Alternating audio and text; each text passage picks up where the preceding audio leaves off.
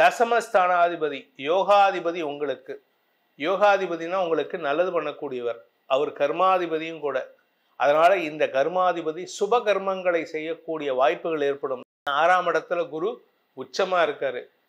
அதனால வருமானத்தை காட்டிலும் கடன் வாங்கும் சூழ்நிலை ஏற்பட்டதுனால குடும்பத்தில் இருந்த குழப்பங்கள் இருக்கும். ஆனால் அதை சமாளிக்கக்கூடிய ஆற்றல் ஏற்படுகின்ற நேரமாக இருக்கும். எதிரிகள் தொல்லை விலகும் சூழ்நிலை ஏற்படும். எதிரிகளால் உங்களுடைய தொழிலில் இருந்த பாதிப்புகள் விலகிறதுக்கு வாய்ப்பு இருக்கு.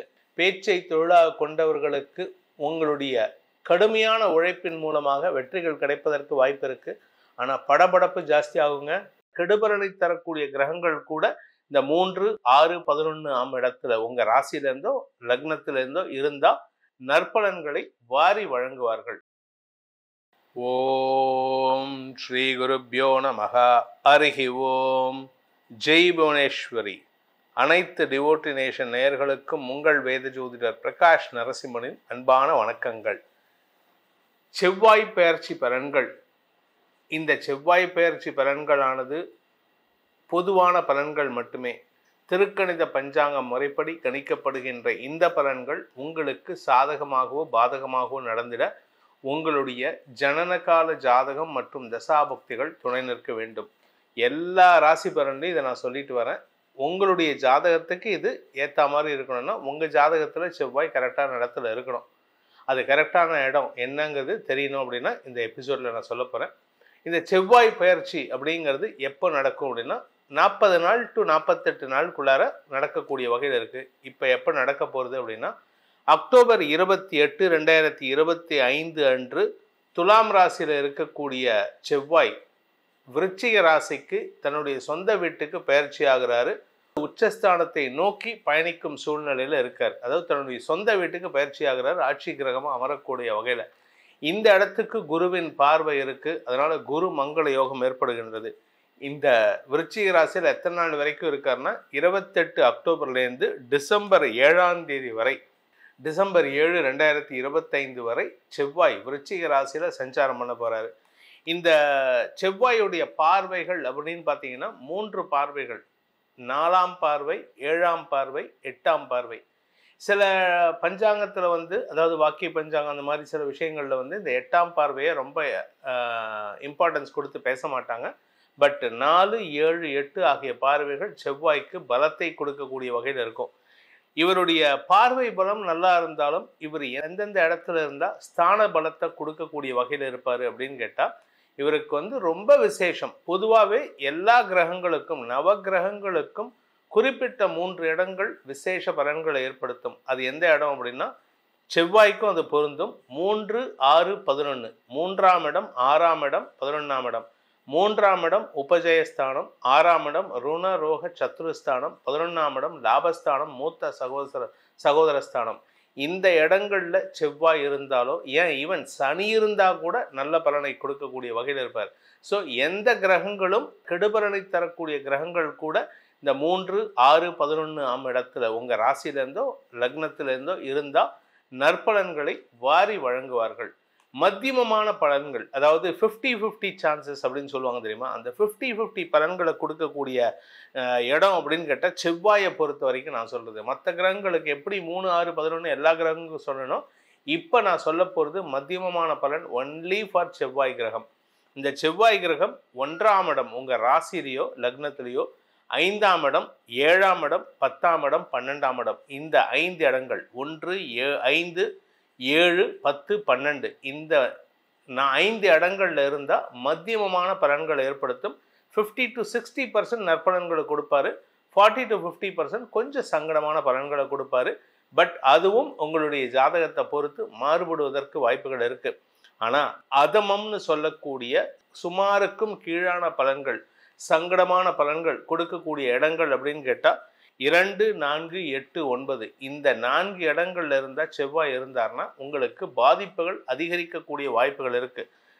இப்போ இந்த செவ்வாய் பெயர்ச்சியானது அக்டோபர் 28 அன்று துலாம் ராசியிலிருந்து விருச்சிக ராசிக்கு பெயர்ச்சி ஆகிறாரு. இந்த செவ்வாய் எதுக்கெல்லாம் காரகத்துவம் பெற்றவர் அப்படின்னு கேட்டால் செவ்வாய் ரத்தம், அதுக்கப்புறம் வீரம், அந்த போலீஸ் டிபார்ட்மெண்ட்டில் இருக்கிறவங்க, மிலிட்ரியில் இருக்கிறவங்களுக்கெல்லாம் இந்த செவ்வாய் பவர்ஃபுல்லாக இருக்கணும். அப்படி இருந்தால் மட்டும்தான் அந்த பதவியில் நீடிக்க முடியும், அந்த பதவியில் ஜொலிக்க முடியும். செவ்வாய் நீச்சமாக இருப்பவர்களுக்கு அரசாங்க உத்தியோகம் கிடைப்பது துர்லபம். அதே சமயம் இந்த செவ்வாய் நீச்சமாக இருந்தாலோ இல்லை பகை வீட்டில் இருந்தாலோ அந்த குறிப்பிட்ட ஜாதகருக்கு ஆரோக்கியத்தில் நரம்பு சம்பந்தமான இல்லை ரத்தம் சம்பந்தமான சங்கடங்கள் இருக்கிறதுக்கு வாய்ப்பு இருக்கு. நெருப்பு சார்ந்த தொழில் செய்வாங்க தெரியுமா, இந்த ஆசாரிகள், அதுக்கப்புறம் கேட்ரிங் சமையல் கலைஞர்கள், இவர்களுக்கெல்லாம் இந்த செவ்வாய் நல்ல பவர்ஃபுல்லான இடத்துல இருக்கணும். 10ஆம் இடத்துக்கு சம்மந்தப்படணும். அரசாங்க பதவிக்காக முயற்சி எடுப்பவர்களுக்கு செவ்வாயோ சூரியனோ 10ஆம் இடத்தோடு சம்மந்தப்பட்டால் அரசாங்க உத்தியோகம் கிடைக்கிறதுக்கு வாய்ப்புகள் இருக்குது. அதே செவ்வாய் நீச்சமாக இருந்தார்னா, கடகராசியில் நீச்சமாக இருந்து, அதாவது 10ஆம் வீட்டுக்கு சம்மந்தப்படாமல் கடகராசியில் நீச்சமாக இருந்தார்னா அரசாங்க உத்தியோகம் கிடைக்காது, அடிமை தொழில் தான் அமையும்.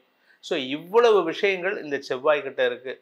சகோதரக்காரகன்னு சொல்லக்கூடிய செவ்வாய் நல்லா இருந்தால் மட்டும்தான் உடன்பிறப்புகள், அது அண்ணனோ தம்பியோ, அவர்களால் உங்களுக்கு ஆதாயம் ஏற்படும். அப்படி இல்லை அப்படின்னா அவங்கெல்லாம் உங்ககிட்டேருந்து பணத்தை பிடுங்கிறதுக்கோ இல்லை உங்களோட சண்டை போடுறதுக்கு மட்டும்தான் உடன்பிறப்பாக இருப்பாங்க.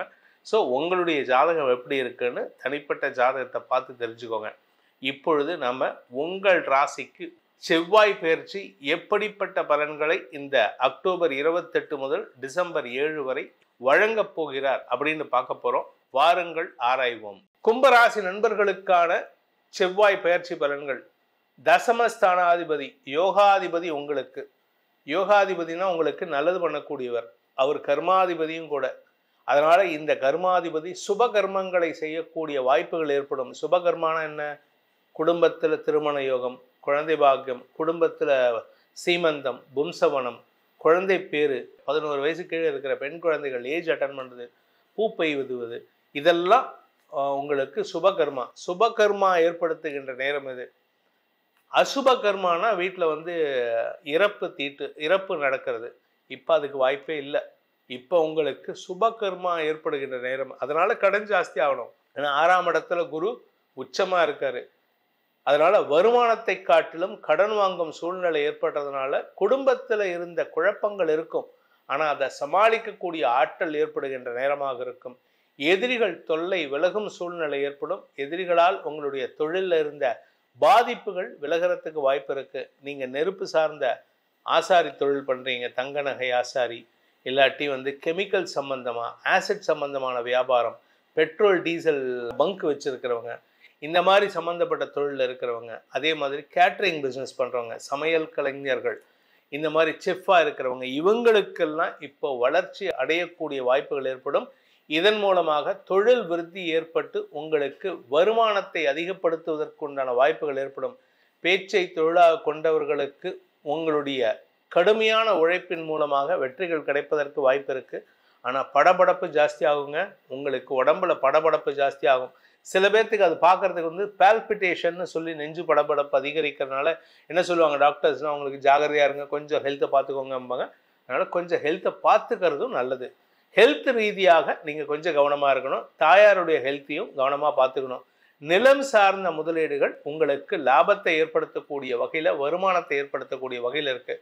ஸோ இந்த காலகட்டம் செவ்வாய் பயிற்சி அப்படிங்கிறது அக்டோபர் 28 டிசம்பர் 7 வரைக்கும் கும்பராசி நண்பர்கள் செய்ய வேண்டிய, செவ்வாய் பயிற்சியில் செய்ய வேண்டிய பரிகாரம் என்ன? பரிகாரம் பண்ணால் எங்களுக்கு நல்லது நடக்கும் அப்படின்னா, ஈரோட்டுக்கு பக்கத்தில் சென்னிமலைன்னு ஒரு ஊர் இருக்குது. கிட்டத்தட்ட அது செங்குத்தான மலை, அதனால சென்னிமலைன்னு. அந்த சென்னிமலையில் அந்த ஒரு கண்ணாடி பெட்டியில் வைக்கக்கூடிய விஷயம் உலக பிரசித்தம். அந்த சென்னிமலைக்கு அவ்வளவு விசேஷம், அவ்வளவு பவர். அந்த சென்னிமலை முருகனை வழிபட்டு வாருங்கள். உங்கள் வாழ்க்கையில் இருக்கும் அனைத்து விதமான கஷ்டங்களையும் போக்கி சிக்கலில்லாத நிம்மதியான தொழில் அமையக்கூடிய அமைப்பை அந்த சென்னிமலை ஆண்டவன் உங்களுக்கு ஏற்படுத்தி கொடுப்பான். இந்த செவ்வாய பெயர்ச்சியின் மூலமாக உங்களுக்கு உத்தமமான, மத்தியமமான அல்லது அதமமான பலன்கள் ஏற்படுமா, ஏற்படாதா? உங்களுடைய தனிப்பட்ட ஜாதகத்துக்கு எப்படிப்பட்ட பலன்கள் அமையும்? உங்களுக்கு வேலை வாய்ப்பு எப்படி இருக்கும்? லீகல் பிரச்சனைகள் ஏதாவது வருமா? அரசாங்க ரீதியாக இல்லட்டு அரசியல் தலைவர்களுடன் மோதல் போக்கு கடைபிடிக்கப்படுவீர்களா? அல்லது போலீஸ் டிபார்ட்மெண்ட்டில் உங்கள் பேரில் கேஸ் வருமா, வழக்கு வருமா? இதெல்லாம் தெரிஞ்சுக்கணும் அப்படின்னா உங்களுடைய தனிப்பட்ட ஜாதகத்தை ஆராய்ந்து சொல்வதற்கு கீழே கொடுக்கப்பட்டுள்ள தொலைபேசி எண்களை தொடர்பு கொண்டு நேரிலோ அல்லது வாட்ஸ்அப் மூலமாகவோ தொடர்பு கொண்டு அப்பாயின்மெண்ட் வாங்கிக்கலாம். இதற்கு கட்டணம் உண்டு. உங்களுடைய ஜாதகத்தில் எப்பேற்பட்ட பலன்கள் இருந்தாலும் சில பரிகாரங்கள் மூலமாக, அது கோயில் குளங்களுக்கு உங்களுடைய பிரார்த்தனையின் மூலமாகத்தான் சரி பண்ண முடியும். பரிகாரங்கள்னு சொன்னால் இந்த குளத்தில் போய் குளிச்சுட்டு வாங்க அந்த மாதிரிலாம் கிடையாது. ஸோ இப்பேற்பட்ட நற்பலன்களை உங்களுக்கு அதிகப்படுத்தி கொள்வதற்கு உங்களுடைய அனைத்து விதமான பிரார்த்தனைகளும் உங்களுக்கு துணை இருக்க வேண்டும் எனும் அடியேன் பிரார்த்தனையை சமர்ப்பித்து உங்கள் அனைவருக்கும் நல்வாழ்த்துக்களை தெரிவித்துக் கொண்டு உங்களிடமிருந்து விடைபெறுவது உங்கள் வேத ஜோதிடர் பிரகாஷ் நரசிம்மனின் அன்பான வணக்கங்களுடன். நன்றி, வணக்கம்.